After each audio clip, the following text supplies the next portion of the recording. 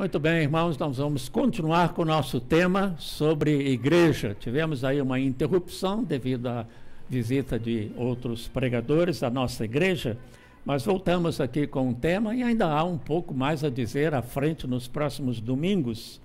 E eu tenho pedido a Deus que esses estudos possam sensibilizar os nossos corações e nos ajudar a amar profundamente, cada vez mais, a igreja do Senhor Jesus. Não só a igreja dita invisível, a igreja universal, a igreja espalhada por todo o mundo, em todas as épocas, mas a expressão dessa igreja, que é a igreja local. Nós temos corpos, nós ocupamos lugar no espaço, nós precisamos estar em algum lugar junto com os nossos irmãos, e é isso que forma uma igreja local. Então, é aqui que nós expressamos o nosso amor uns aos outros e somos fortalecidos, edificados como igreja do Senhor Jesus. Uma rápida recordação daquilo que nós já dissemos, até porque, como eu disse, fizemos uma interrupção e pode ser que alguns irmãos não tenham estado nas reuniões anteriores. Então, nós afirmamos, e aqui muito resumidamente recordamos, a igreja é o povo de Deus. Deus precisa da igreja para proclamar a mensagem ao mundo. Então, somos povo de Deus. Será que nós pegamos aí o evangeliquez e povo de Deus? Mas, irmãos, que privilégio é sermos o povo de Deus, ao contrário de todo o resto da humanidade. Nós somos escolhidos, nós somos chamados, nós somos regenerados, fomos feitos filhos de Deus, somos povo de Deus. E Ele precisa de nós. A rigor, Ele não precisa de nada e de ninguém, mas Ele soberanamente decidiu usar-nos. E é nesse sentido que Ele precisa de nós para proclamar a sua mensagem ao mundo. Porém, a igreja é a nossa família maior. E nós precisamos da igreja para crescer espiritualmente e servir a Deus e ao mundo. Então Deus precisa da igreja e nós precisamos da igreja. Vocês se lembram que eu falei várias vezes com ênfase nessa palavra grega que foi usada pelos apóstolos para descrever igreja naqueles tempos sem mídia, sem imprensa. O rei se comunicava com o povo, mandando um arauto, tocando ali o tambor, uma trombeta, reunindo o povo numa praça, e ele desenrolava ali o pergaminho e ele anunciava o decreto do rei ou um comunicado importante. Os apóstolos viram nisso uma semelhança com aquilo que estava acontecendo no ministério de Jesus. Ao chamado de Deus, um pregador, um arauto de Deus, chama o povo se reúne para ouvir a palavra de Deus, para então obedecer a palavra de Deus e servir à causa de Deus. Então, igreja é isso. E, portanto, e foi a outra mensagem, nada de dizer, como muitos dizem, sim para Jesus e não para a igreja. Vimos por determinados argumentos que isso é incoerente, isso não pode acontecer. Porque Jesus amou a igreja e se entregou por ela. E se nós somos de Jesus, nós amamos o povo de Jesus. E como igreja nós cumprimos a missão que Jesus nos confia. Então, nada de Jesus sim, igreja não. Por fim, nós vimos algumas figuras que descrevem a igreja. Numa mensagem, nós mostramos 3 figuras que Jesus usou para descrever a igreja. E antes que eu mostre, será que vocês se recordam dessas figuras? Quem se lembra as figuras que Jesus usou para descrever a igreja e a relação dos membros da igreja uns com os outros? Noiva. E a outra figura? Rebanho. Videira. Muito bem. Noiva, videira e rebanho. Essas figuras falam algo sobre Jesus Cristo e algo sobre a igreja, sobre nós. Então, aqui, muito resumidamente, pensando em Cristo, ele é o noivo, então ele, como noivo, ama a sua noiva, a igreja, e ele se entregou por ela, como nós já citamos. Quanto à igreja, a noiva de Cristo, ela corresponde a esse amor, ela ama ao Senhor Jesus Cristo, ela se compromete com o seu noivo, como em todo casamento, e ela é fiel ao seu noivo, o Senhor Jesus Cristo. Como videira, Jesus é o tronco, o caule, por onde passa a seiva, que alimenta de vida os ramos da videira.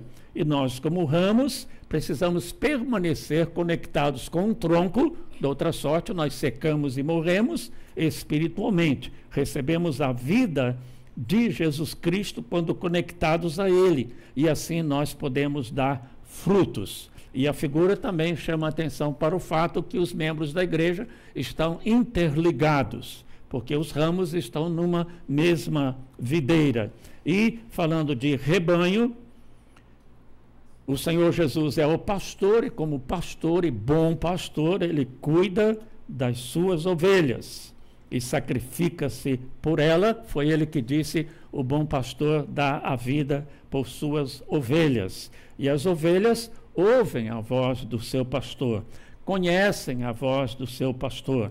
Se alguém vem e prega alguma coisa que não corresponde aos ensinos da Bíblia, não é um representante do bom pastor. Então, essa voz nós não reconhecemos. Isso é uma proteção contra as heresias que são ensinadas por aí. Nós identificamos o fiel à palavra de Deus. Ouvimos a voz do Senhor Jesus através dele. Consequentemente, nós seguimos o pastor e nós nos reunimos num aprisco. E esse aprisco é a igreja. Agora nós vamos falar sobre as figuras que o apóstolo Paulo usou. Ele também usou talvez mais de 3 figuras, mas nós vamos destacar, comentar 3 figuras que o apóstolo Paulo usou para se referir à igreja.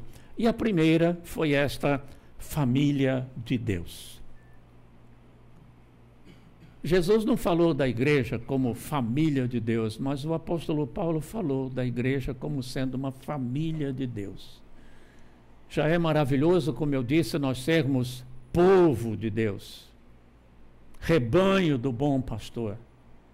Mas imagine sermos membros da família do próprio Deus. É a figura que a Bíblia usa. Vejam Efésios capítulo 2, versículo 19. Paulo está escrevendo aos gentios da igreja, não é Roma, é Éfeso. Cristo uniu judeus e gentios em um só povo, para derrubar o muro de inimizade que nos separava. Ele os reconciliou com Deus em um só corpo. Portanto, vocês já não são estranhos e forasteiros, mas concidadãos do povo santo e membros da família de Deus. Os gentios foram inimigos do povo de Deus, Israel, durante séculos, milênios. Havia uma tremenda parede de separação entre judeus e gentios. Os gentios não conheciam as promessas de Deus a Abraão. Paulo escreve nesta passagem sobre tudo isto.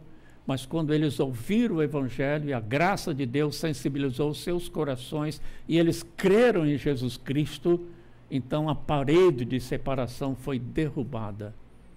O que indica também que entre nós cristãos, irmãos, não pode haver jamais qualquer parede de separação. Não vamos estar a construir pedra por pedra uma inimizade, uma separação entre nós. E nós sabemos que às vezes, com a nossa pecaminosidade, nós fazemos isto. Ficamos tão inimizados como se fôssemos judeus e gentios.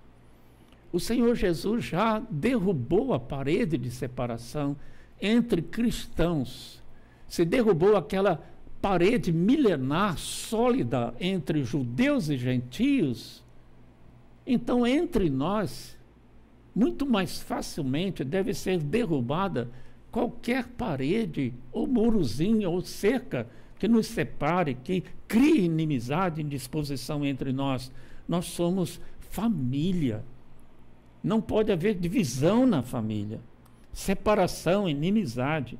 Quando nós cremos em Cristo, nós somos adotados, como ensina a Bíblia nestas passagens, como filhos de Deus. Todos são filhos de Deus no sentido de criação, mas no sentido espiritual, de estar na família de Deus e ter comunhão com esse Pai maravilhoso, estar, como nós cantamos, na casa do Pai, onde tudo é festa. Nós precisamos de crer no Senhor Jesus. Então nós somos adotados na família como filhos de Deus. E isso nos faz, obviamente, irmãos. Se temos o mesmo Pai, nós somos irmãos. Como pode uma pessoa fazer a oração, Pai nosso que estás nos céus, se dirigir a Deus chamando-o de Pai, e não considerar o outro que faz oração ao mesmo Deus, chamando-o de Pai, não considerar este outro como um irmão, e não amar este irmão, não ter comunhão, não se reunir com este irmão? Então somos filhos de Deus, consequentemente irmãos e membros da família de Deus, que também é chamada família da fé. A Bíblia, irmãos, não reconhece um cristianismo individual. John Wesley referiu o conselho que lhe deu um amigo. O Senhor, John Wesley, quer servir a Deus? Lembre-se de que não pode servi-lo sozinho. Tem que buscar companheiros ou fazê-los. A Bíblia não reconhece uma religião isolada. É isso aí, nós não podemos, como alguns até fazem, Jesus sim, igreja não. Os desigrejados, que são tantos hoje, infelizmente, aborreceram-se, decepcionaram, tiveram expectativas equivocadas a respeito da igreja do Senhor Jesus. Não consideraram que tinham seus próprios defeitos e olharam tanto para os defeitos dos outros que afastaram-se da igreja. E quando se conversa com eles, eles dizem: não, eu não abandonei Deus e nem o Senhor Jesus, eu tenho a minha fé, mas eu não quero saber de igreja. A Bíblia não reconhece esse argumento, esse tipo de pensamento. Um cristianismo à parte da família da fé e da igreja. Podemos aplicar aqui, parafraseando as palavras lá do Gênesis: não é bom que o cristão esteja só. E se alguém é impedido por razão de saúde de frequentar os cultos da igreja, a igreja vai à sua casa. Isso me faz lembrar uma experiência que vivemos lá na África do Sul, trabalhando com os imigrantes portugueses e os refugiados da guerra de Angola e Moçambique, e essa história está aí contada no livro Vida de Pastor.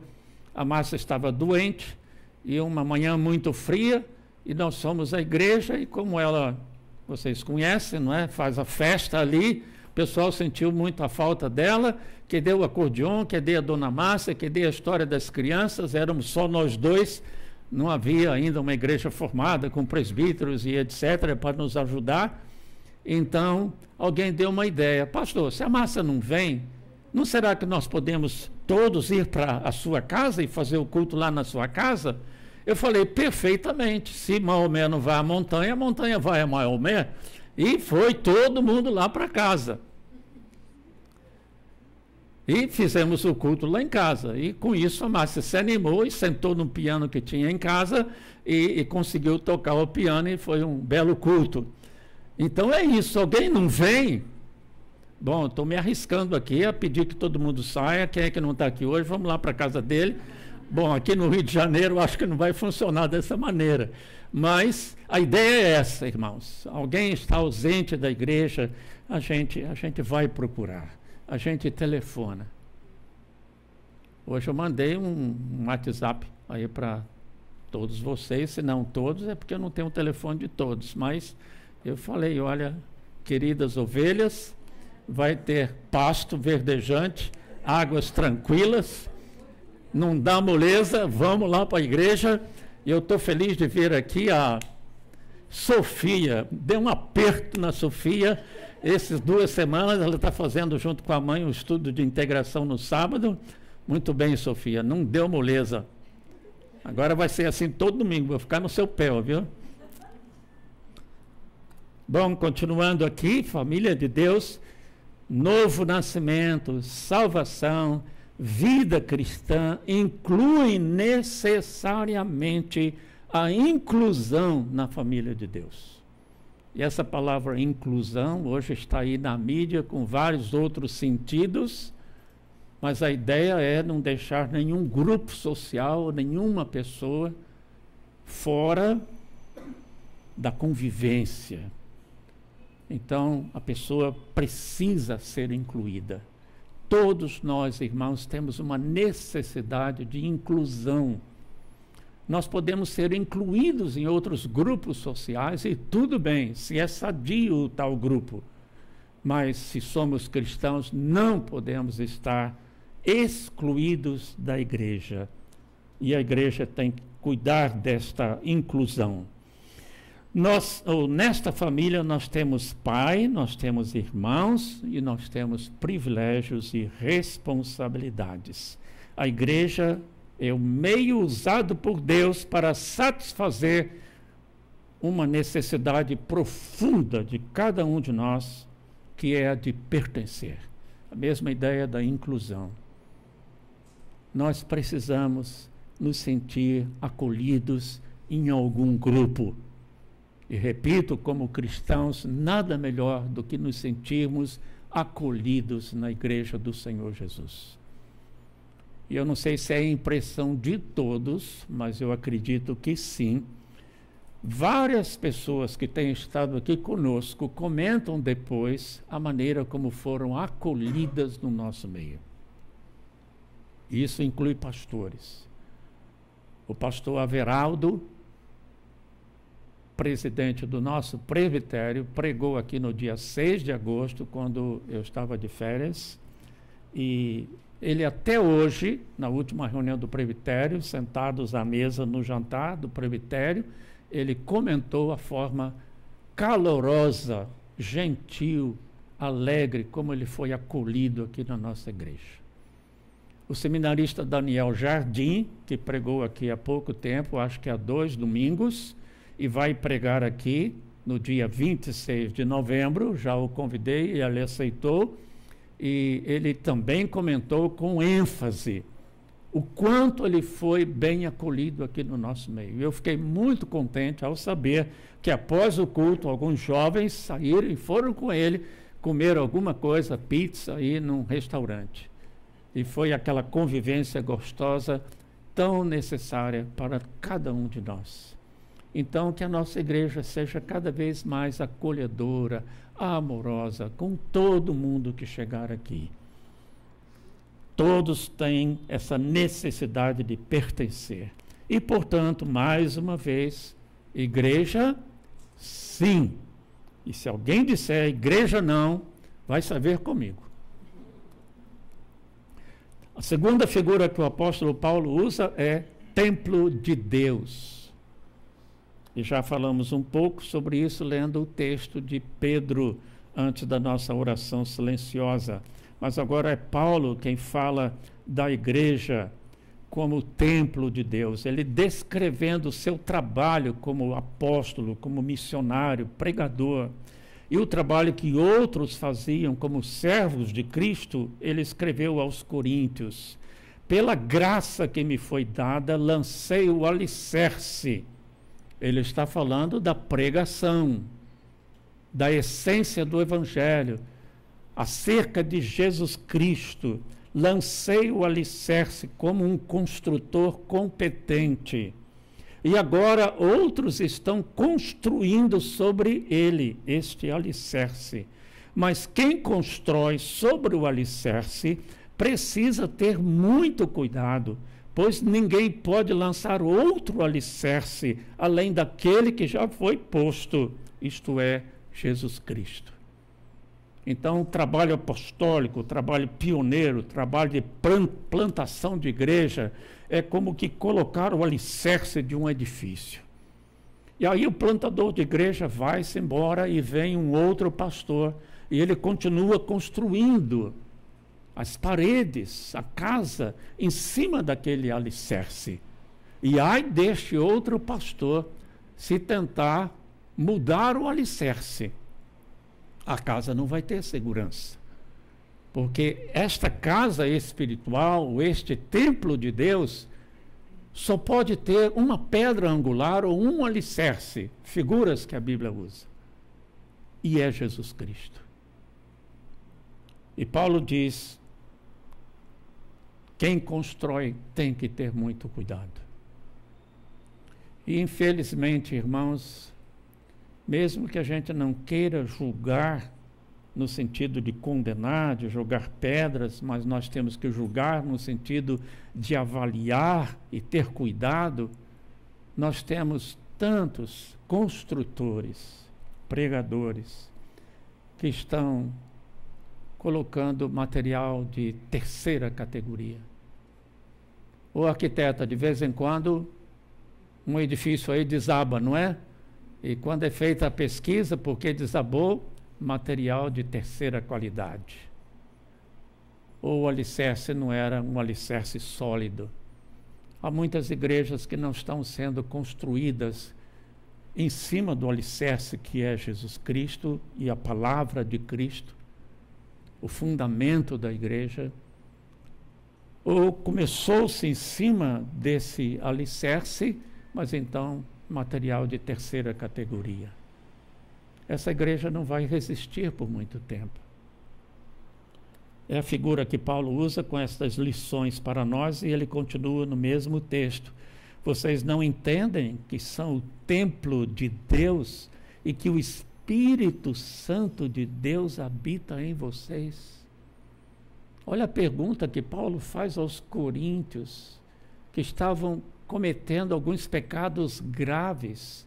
E Paulo combate o pecado dizendo: vocês não sabem que vocês são o templo do Espírito Santo, seus corpos são habitados pelo Espírito Santo de Deus.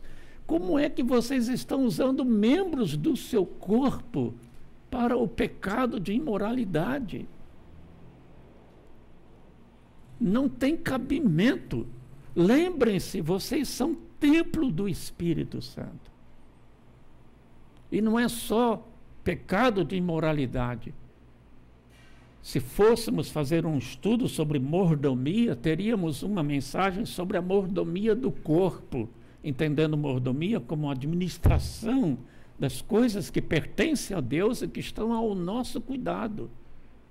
Então nós temos que ter cuidado com a nossa saúde, com o nosso corpo, porque não só pelo nosso bem-estar, mas para a glória de Deus.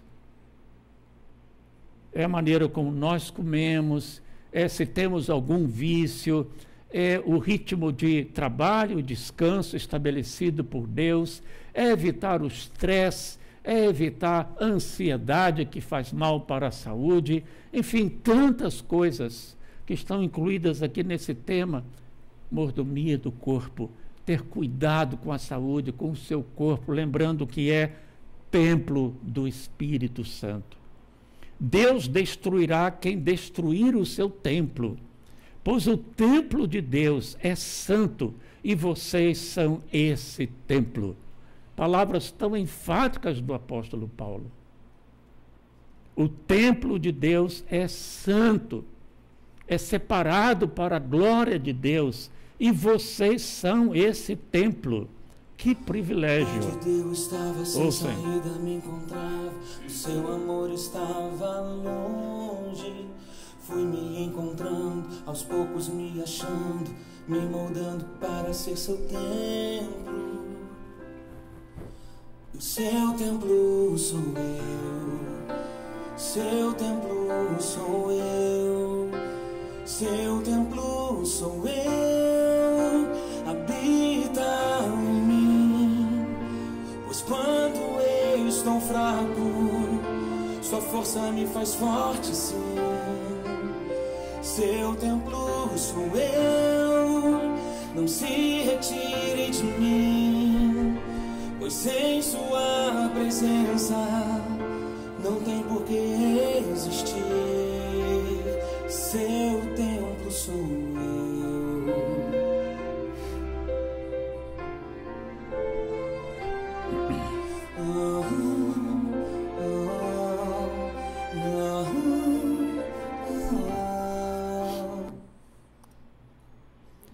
Tenhamos essas palavras e esse cântico em nosso coração. Terminando essa parte sobre igreja como templo de Deus, vamos colocar 3 coisas muito importantes que deduzimos de toda essa exposição. A igreja tem um alicerce ou um fundamento que é Jesus Cristo.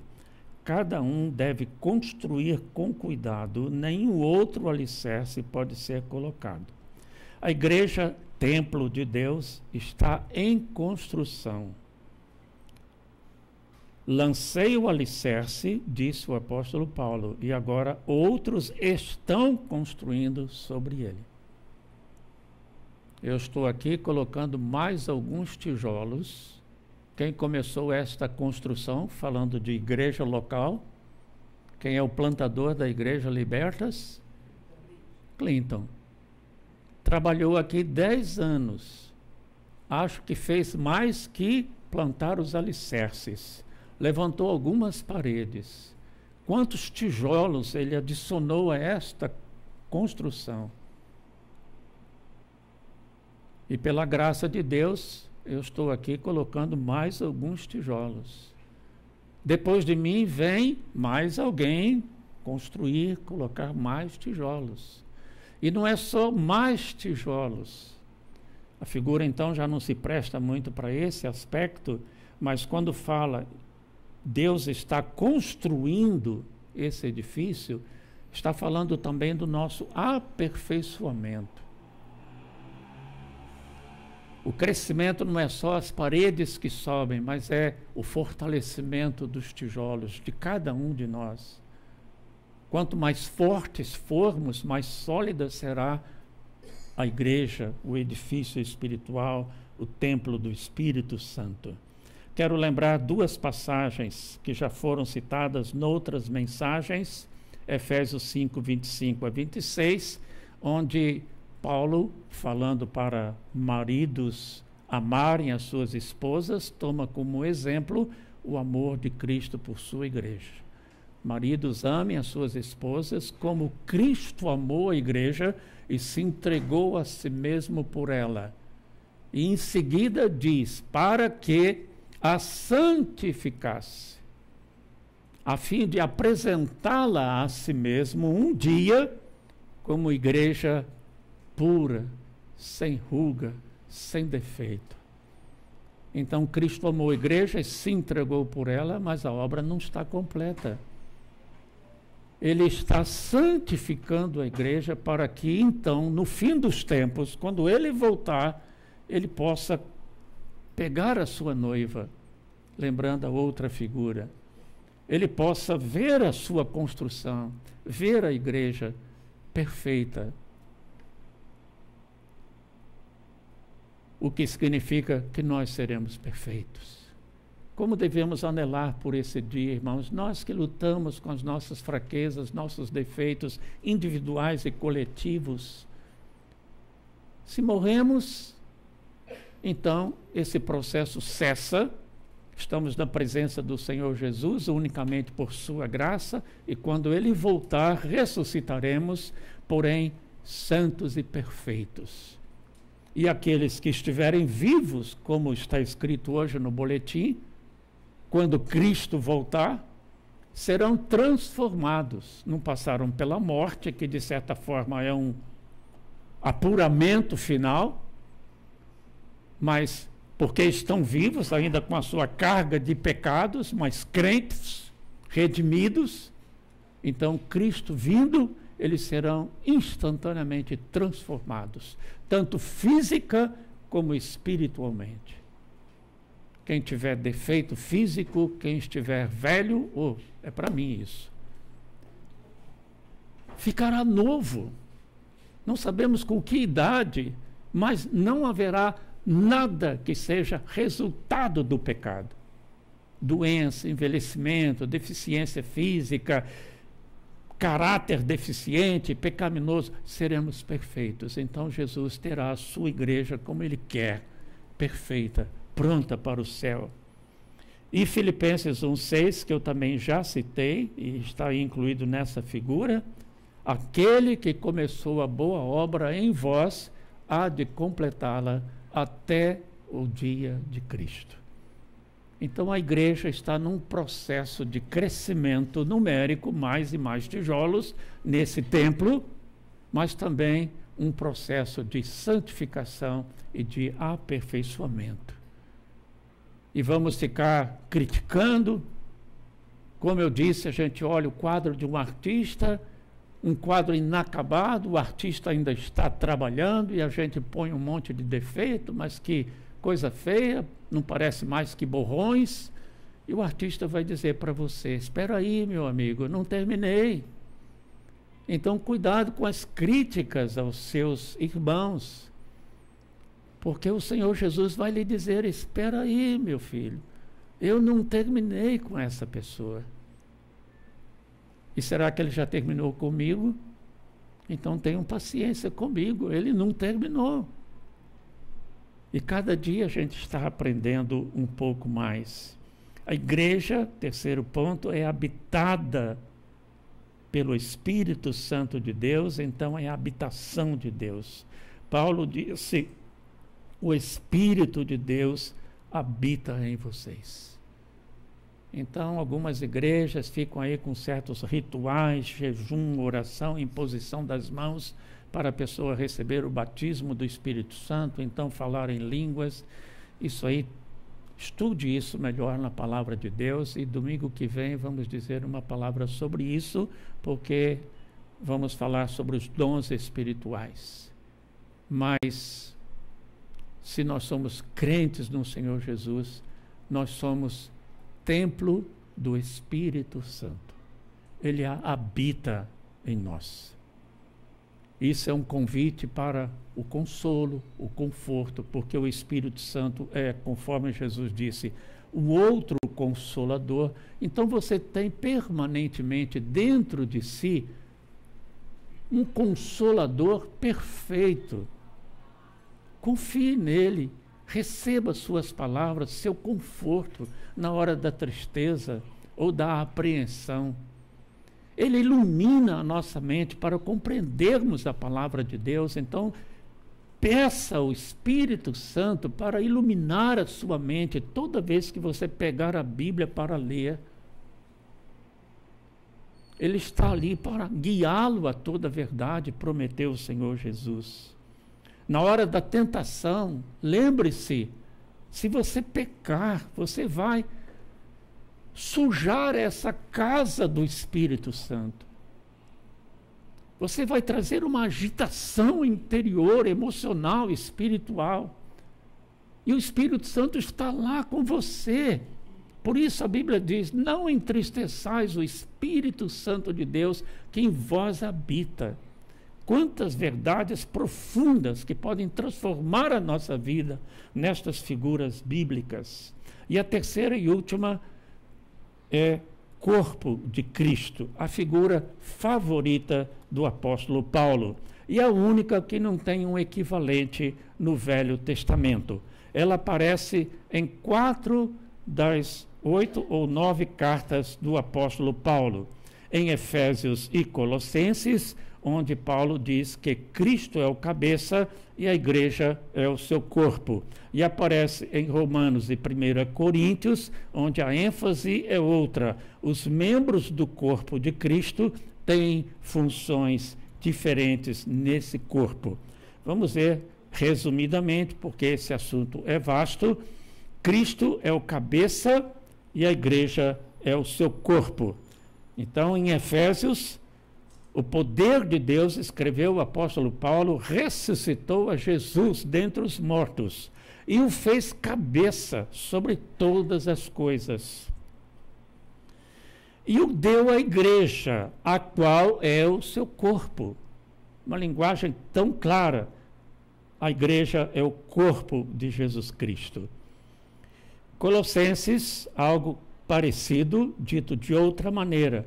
O Filho, Jesus Cristo, é a imagem do Deus invisível e é supremo sobre todas as coisas. O equivalente a Deus o fez cabeça sobre todas as coisas. Ele é o cabeça do corpo, que é a igreja.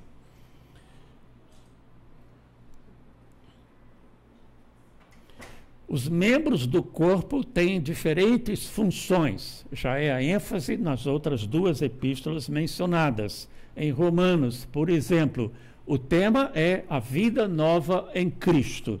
Então, Paulo diz, da mesma forma que nosso corpo tem vários membros, e cada membro tem uma função específica, assim é também com o corpo de Cristo. Somos membros diferentes do mesmo corpo e todos pertencemos uns aos outros.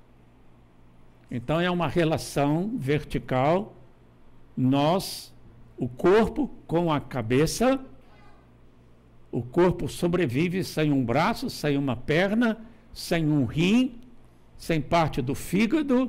O coração pode ser transplantado e sei lá mais o que se pode falar numa linguagem médica. Mas você já viu alguém sem cabeça? Só no sentido figurado, né? Fulano não tem cabeça. Nem mula sem cabeça a gente jamais viu. Embora exista a expressão. Transplanta-se quase todos os membros do corpo.